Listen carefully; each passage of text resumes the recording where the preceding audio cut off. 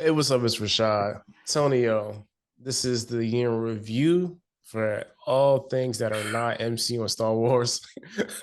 I'm sorry, I meant to tell Tony earlier, but he may have to, recategorize his list. But yeah, we're going to talk about those in a separate episode. There's a lot, again, a lot of stuff that we watch that's not really franchise based. And we just want to talk about a couple of those things today. What was our favorites?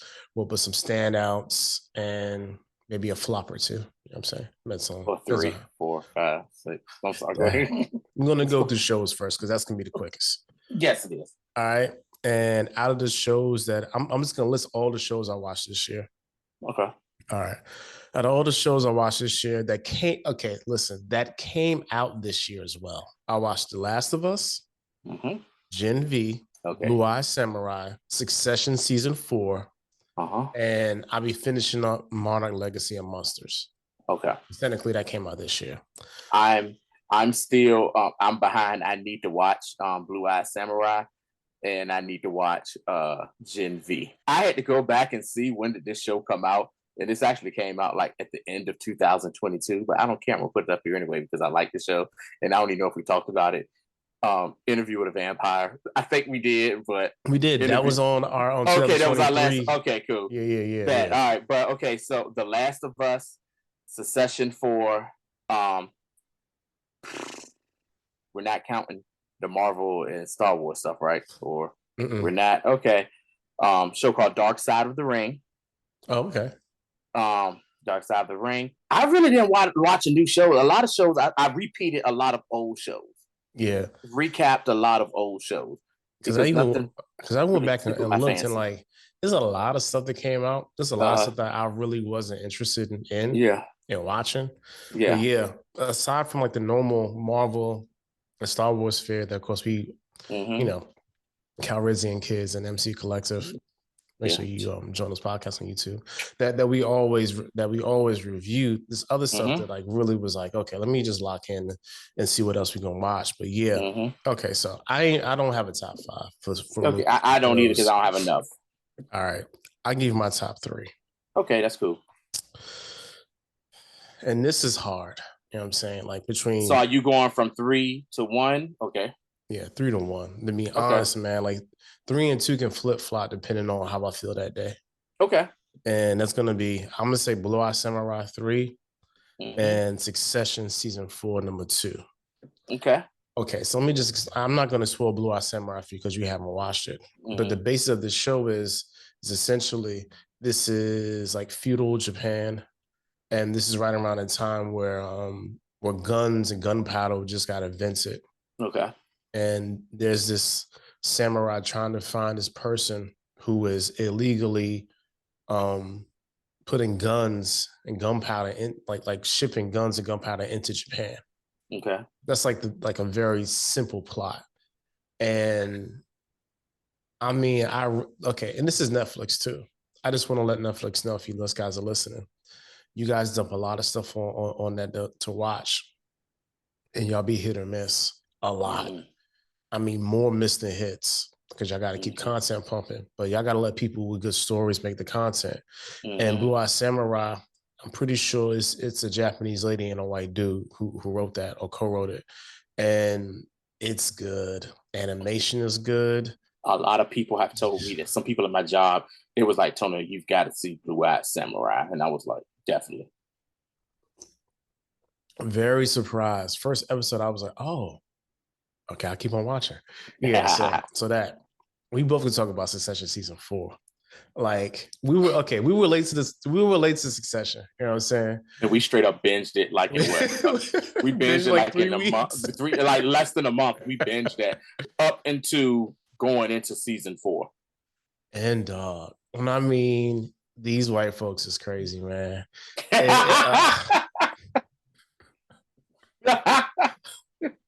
Crazy. And I like the angle they took for Season 4. It's essentially one of those oh my God, what's that man's name? I forgot his name. The dude that's basically like the Mark Zuckerberg type who had like the tech company. Skarsgård. I Yeah, know that's who. Skarsgård. Yeah, one of those Yeah. Skarsgård boys. Uh-huh. So like, and he played his role so well, Yes. especially when, of course, we talking spoilers. Y'all should have seen this stuff. Especially Mm-hmm. when the titular character dies. Like, I was like, how you gonna kill off? How you gonna kill? How you gonna kill? How you gonna kill Dad off? Fourth episode Mm-hmm.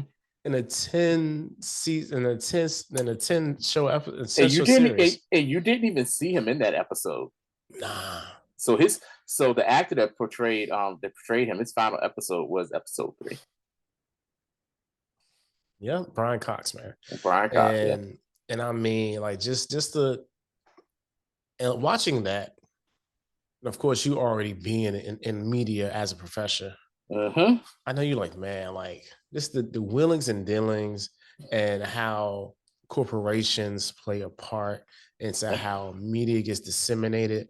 Just Mm-hmm. to okay, so here's some MassCon 101. Mm-hmm. And the term we're going to talk about today is gatekeeping class. Mm-hmm. Gatekeeping is the withholding of information by a certain group. And that is a mass comm term that's been kind of co-opted in like mainstream as like, like you can't be telling everybody everything, but that's what it Mm-hmm. really is. And there's like, and they do that criminally in this show. When it comes to like what the American public needs to know, what they don't need to know.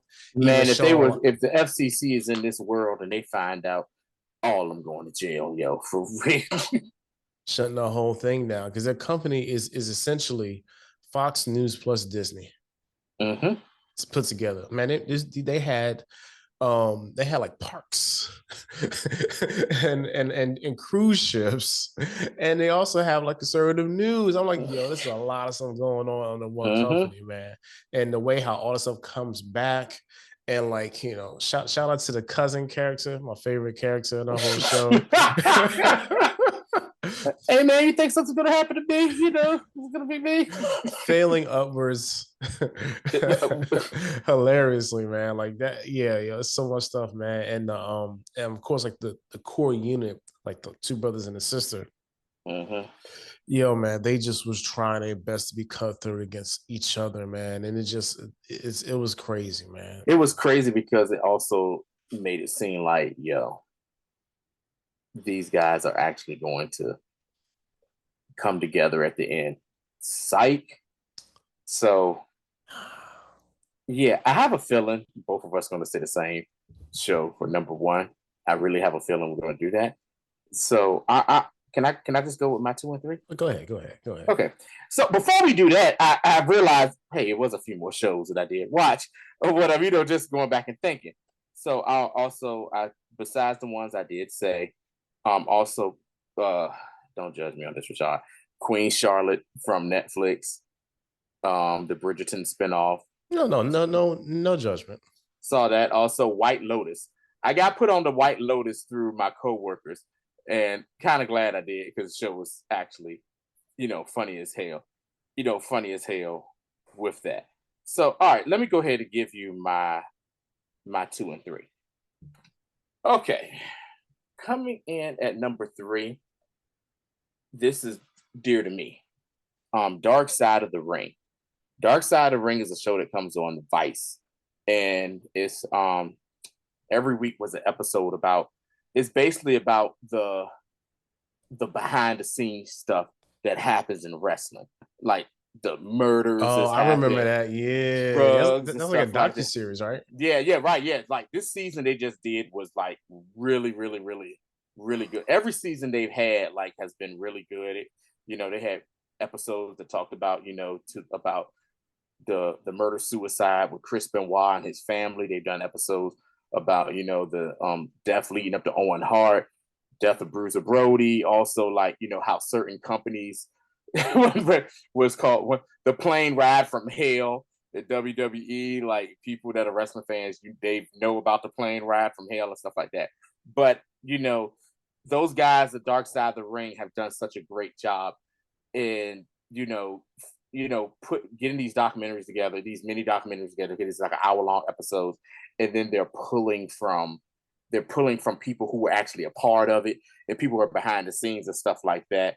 And it's not like it's coming from hearsay type people. No, it's some hearsay stuff, but they're actually getting people who were involved and who was there in it. They did a great episode, not this past year, but the year before, which was the Von Erich family curse, which led to The a movie that yeah, came out, yeah. The Iron Claw.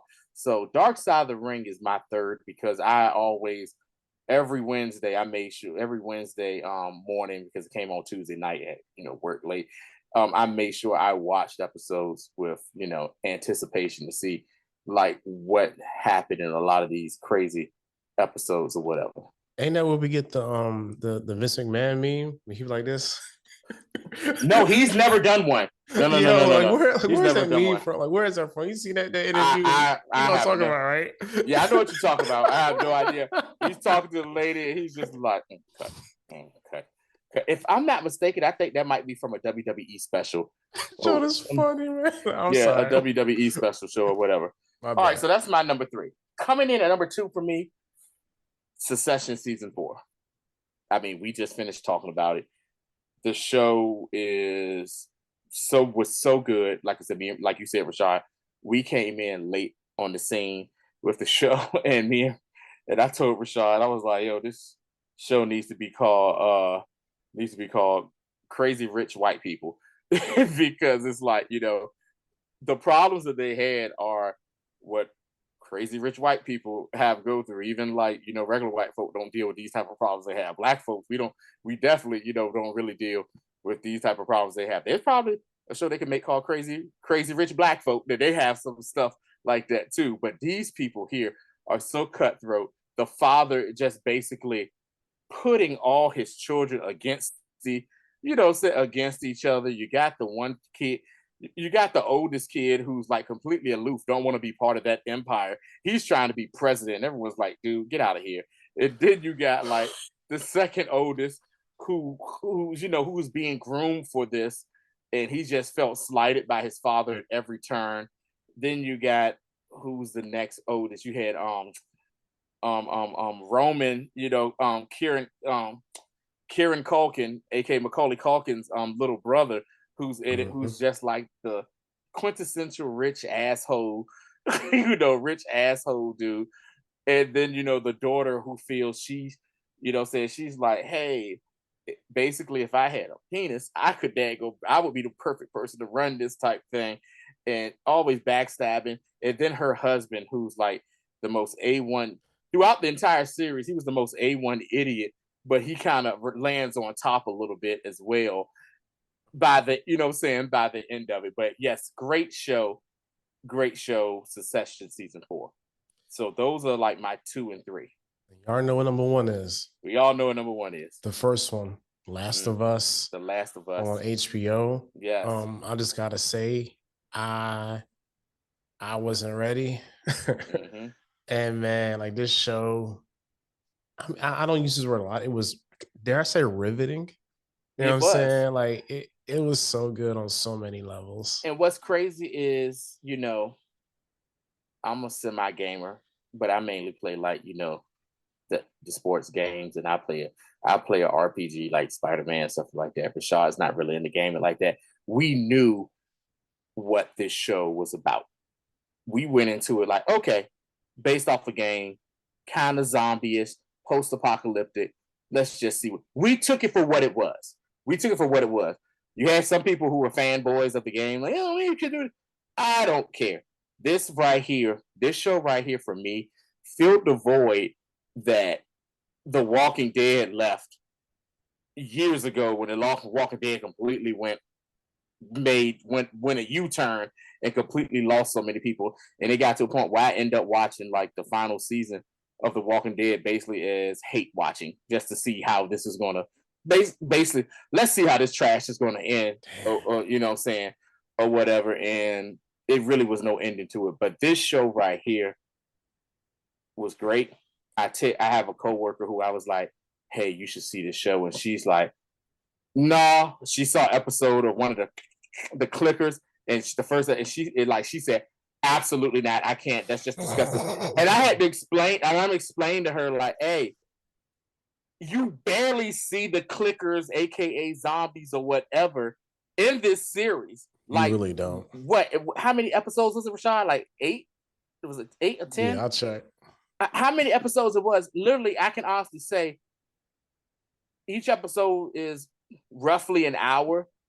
Those like clickers, zombies, whatever you want to call them, they got maybe total 15 minutes of airtime Yeah, throughout the entire season. out of 9 Out of episodes, 9 episodes, they 15 minutes of barely airtime on is screen. nothing. They It's they they they, they use the monsters in this really well because we know who the real monsters are. The real people. monsters are the people. The people. That's the people.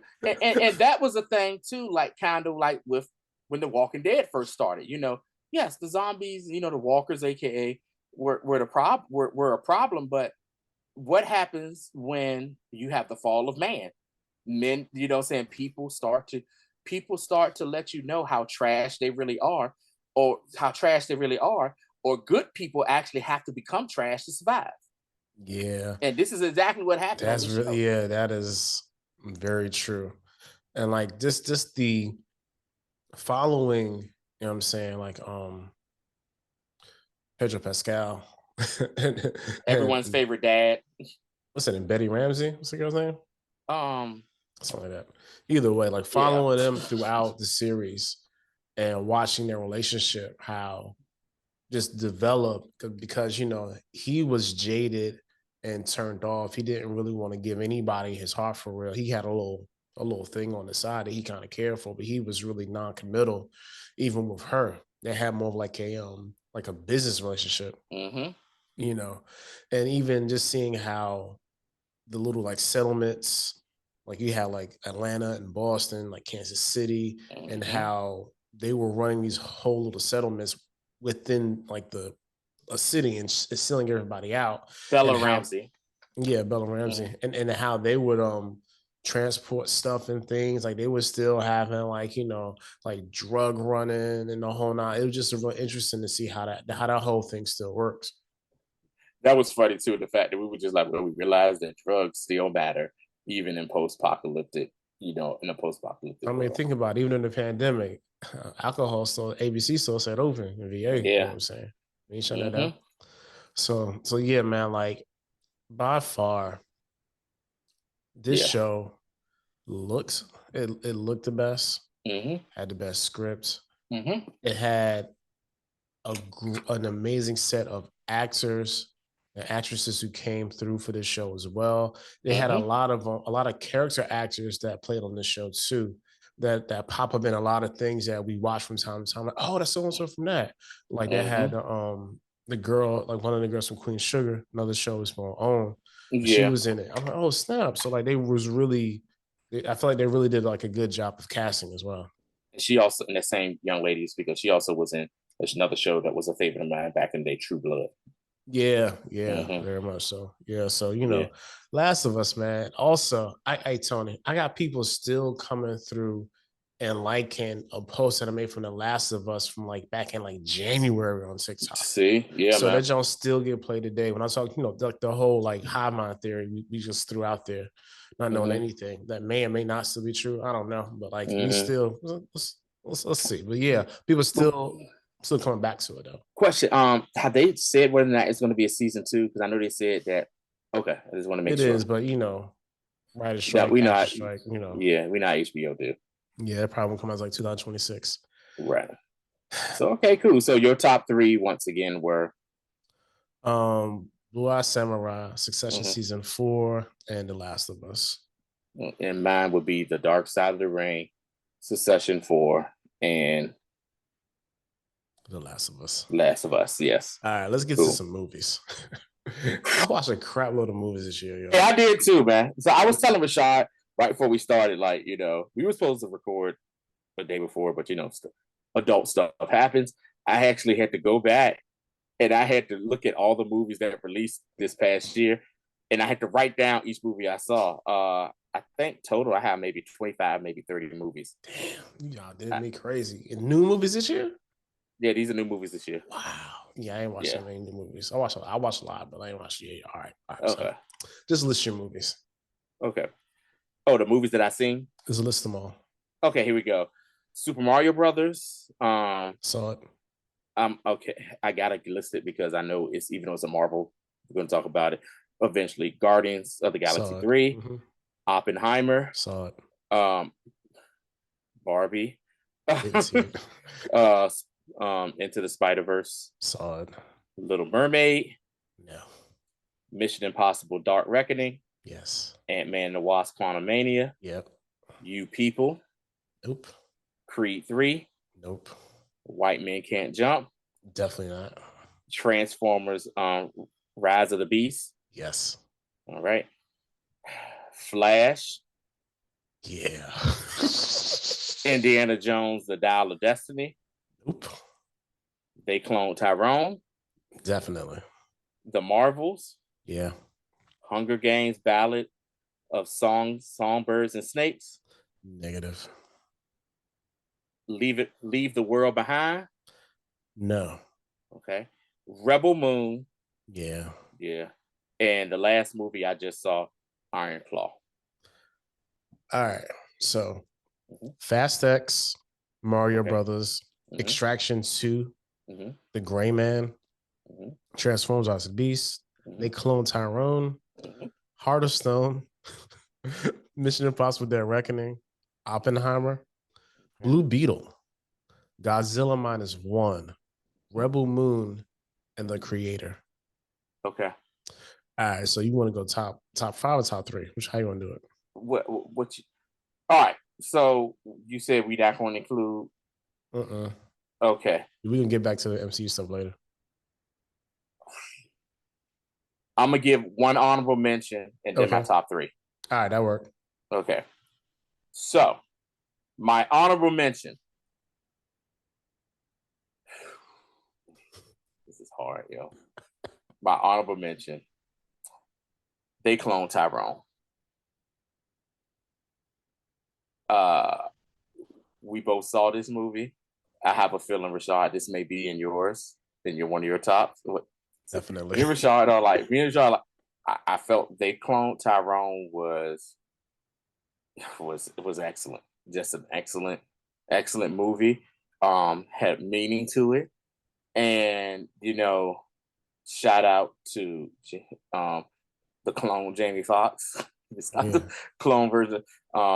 Also, shout out to, he's going through some stuff right now. Jonathan Majors, and definitely shout Jonathan out. Majors won in this. That wasn't John. You're right. Pardon me, John Boyega. John yo. Boyega. I apologize. Man, put some John respects on that Boyega. man name, I am yo. sorry, but also shout out to a personal favorite of me and Rashad, Miss Tiana Paris. So They Clone Tyrone is my honorable mention, and I went into watching this movie on Netflix not knowing what I was going to get from this, not knowing what exactly. I was like, let's see what this is going to be. Maybe this is a play on blaxploitation. Joe, it was a play on everything. It was a play on just about anything you can think of that's historically black, from blaxploitation to what we see now, to conspiracy theory and everything. So great. That's my honorable mention. All right, let me get my honorable mention is a late entry, and that is The Creator. Okay. What is that? I just saw that today. Okay. And I try not to have recency bias, but just going looking at what I watched this year and in comparison to some of the crap that I watched, The Creator is a really good movie. Also, seeing how they shot this on Sony FX3 cameras, which is ridiculous. They shot these joints on basically consumer cinema cameras. And a lot of this movie is shot at night. Like it doesn't look dirty and grainy and weird. It's that movie. Okay. It's a really solid movie. I wanted to see this too. Okay. Really solid movie. For me, the even the third act could have chopped a little bit of it off, but other than that, man, solid movie. I'm really liking John David Washington as an actor now. You know what I'm saying? Ever since I first saw him on Ballers on HBO. Ballers, yeah. I mean, he was a typical wide receiver. You know what I'm saying? But other than that, Like he's really making a name for himself, and like I appreciate that. Yeah, that's my honorable mention, the creator. Okay. Coming in at number 3 for your boy.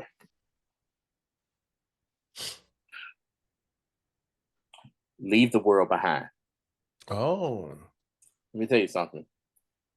That movie, and it's funny that they clone Tyrone and Leave the World Behind are both Netflix maybe hit or films. miss.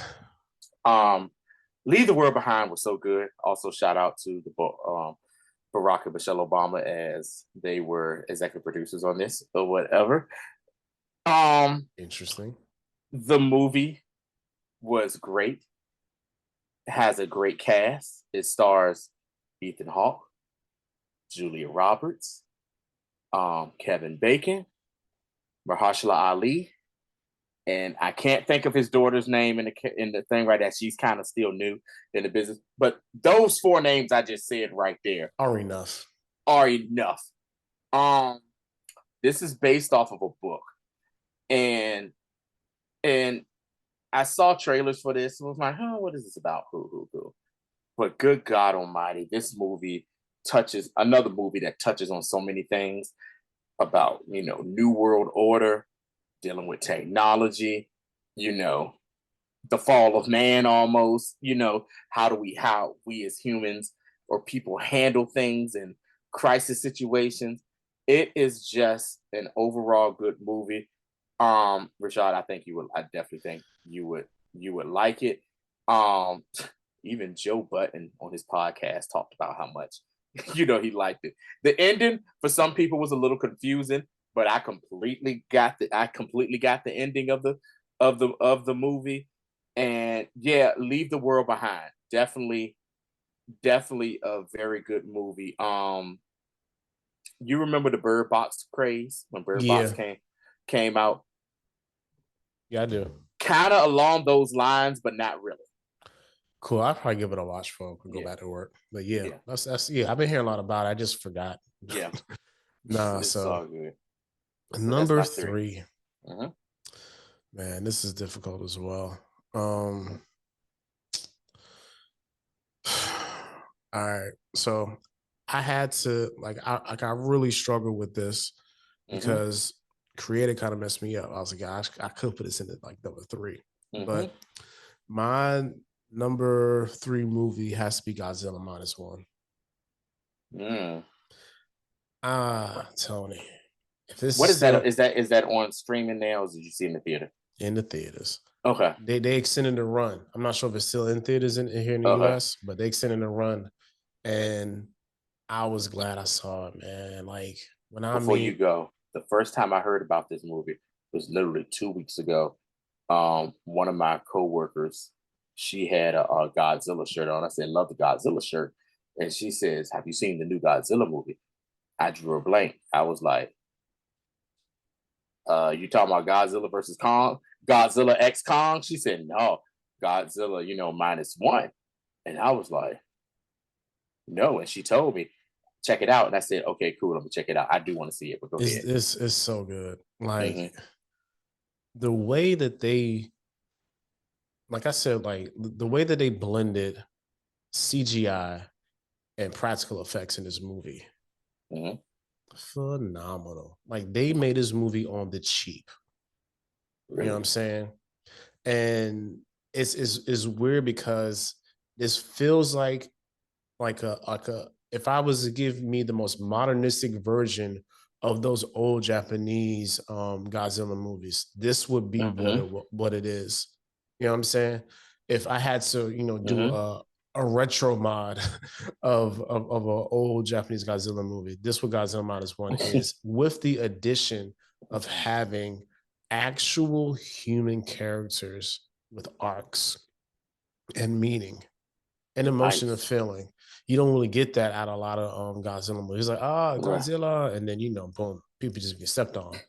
But other than that, nah, this deserves a watch. This also deserves like some sort of like special effects award too, to me, because this movie shouldn't have been this good.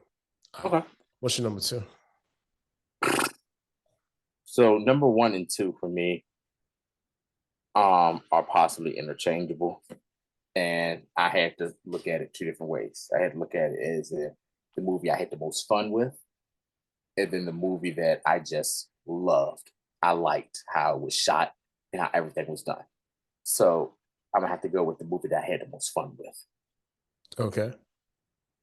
Spider Verse. Yeah. Spider Verse 2. I actually saw that movie in the theater 3 times. I saw it in IMAX, I saw it in regular Max, and I saw it 3 times. And each time it just riveted me each time for this movie. The wait, how many years was it, Rashad? Like five, 4 year, a 4 year wait for this sequel to come out, and for it to come out and to knock it out the park like this. I mean, it was great. I can't wait till part 3 comes out. I think not this year, but the following year, 2025, if I'm not mistaken. But yeah, Spider Verse did it for me. That's your number one? That's my number 2. Number 2. My number 2. It's so hard, man. I know, man. It's so hard. Yeah, I saw Spider-Verse too. That was an excellent movie. All right, number 2 for me has to like I know, man. This is hard, man. All right, number 2 for me is definitely They Clone Tyrone. Okay. For all the reasons you said earlier, and I just think the way this movie is shot, how it looks, how it even really is a throwback to like a lot of the blaxploitation films, but it's also like a sci-fi drama. And it's also a conspiracy theory movie. You know what I'm saying? And it's also a movie with a clear message about Black people in America. And it's also like a play on just like how we do stuff out of routine and don't question things. It's such like They Clone Tyrone is so good. Like if we did a top 5, it's definitely in my top 5. But because we did a top 3, I had to make it an honorable mention. I like and everything I said and you just said 100% reason why. All right, what's your number 1? My number 1, Oppenheimer. Me I too. mean, I mean, I feel bad about Spider-Verse being so low, man. But like, yeah, like that's why I said for me it was between which movie I had the most fun seeing and which movie I had the most fun seeing, along with it being good, versus the movie that just was to me the best movie this year. Mind you, I haven't seen every movie that came out. This is just what we saw. Like Chris Nolan. This is what I saw. Christopher Nolan. Can you think of a miss from him?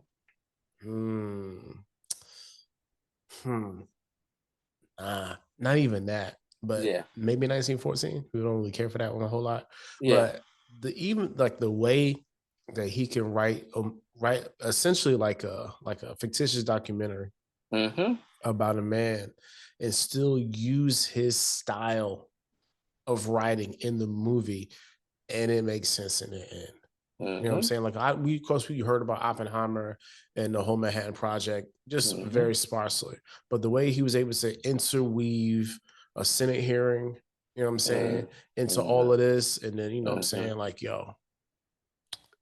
it's just a masterful. And we both saw that IMAX, and it was just a beautiful movie, man. Like it really was. Sound design, special effects, acting, just writing, just everything, man. Like it was the best movie. It was the best movie of the year. I am going to be thoroughly shocked if Robert Downey Jr. isn't at least nominated for an Oscar. He got to get supporting actor. Yeah, has to get it. But yeah, so just a quick recap: the movies that we said we like the most. I had They Clone Tyrone as my honorable mention, but it is in my top 5 if we did do that. And then after that, I had Leave the World Behind, Spider-Verse, and Oppie. Yeah, I had creative was an honorable mention. Uh-huh. Number three, I had I don't even remember what I Godzilla. had. Huh? Godzilla. Oh yeah, Godzilla. Godzilla minus one. Mm-hmm. Number two, I had a Clone Tyrone. Number Mm-hmm. one, I had Oppenheimer as well. Yeah. This has been a real interesting year in movie and film, seeing how, Mm-hmm. in the midst of all this, we did have a workage shutdown. Mm-hmm. Hopefully next year we can get this thing grinding. Next year's gonna be a weird year because there's like a lot of stuff that was shelved, and then Mm-hmm. it's gonna be put back up, and then there's gonna be a lot of stuff that just wasn't like middle production that has to get Mm-hmm. started back up. And it won't get started back up until next year because it's the holidays. But yeah, Question. go ahead. So I know we only got like a minute or two left in this, and we're gonna knock this out. These two movies are my two biggest disappointments of the year. Okay. Flash and Rebel Moon. Period. Two biggest disappointments of the year for me. I concur, especially not even Flash, because I mean, I had a feeling there was like really because it was just too much of a buzz for that for me. Like, yeah, I flex my line. But Mm-hmm. Rebel Moon. Watch our episode about that. Yeah, please go back and watch the review. Yeah. And you know what? Two people like would comment on that saying like y'all was real fair. And we were, you know what I'm saying? We Yeah. was not, but nah. Someone was like, finally the replacement for Star Wars. I was like, man, you don't shut The the hell up lies with you that tell. nonsense. The Anyway, lies you tell. that's it for Anyway, y'all. today. We'll hit you guys in a few. Got an MCU year in review, Mm-hmm. and we might talk about Star Wars or not. Depends on how I feel. But yeah, Yeah. other than that, till next time. Peace out, y'all.